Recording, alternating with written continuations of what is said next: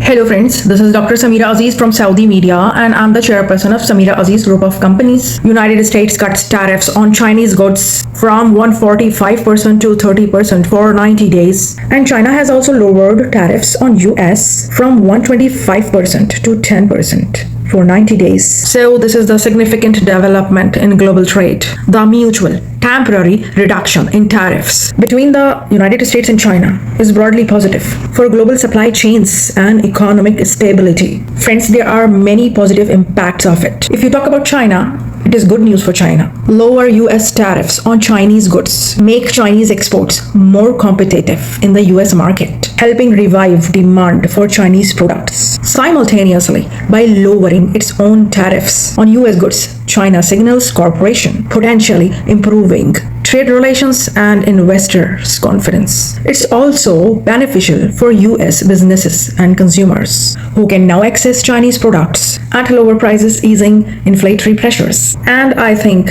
its impact is neutral to mix for countries like my country, Saudi Arabia. For Saudi Arabia, especially in the textile and retail sector, where many Chinese garments and goods are imported, this news is indirectly positive. If China can now sell more products to the US, its factories may become more active, driving down per unit cost globally, including for Saudi importers. However, I think increased US demand might slightly tighten supply or shift some focus away from smaller markets temporarily. In essence, Saudi businesses importing from China could benefit from a stable, cheaper, and more fluid Chinese export market during these 90 days. And let me tell you who might see this negatively. China is competing economies like Vietnam or Mexico that gained market share during the US-China tariff war may now face stiffer competition from China again. Also, local manufacturers in both countries could feel pressure from cheaper imports during this period. So overall, it's good for global trade.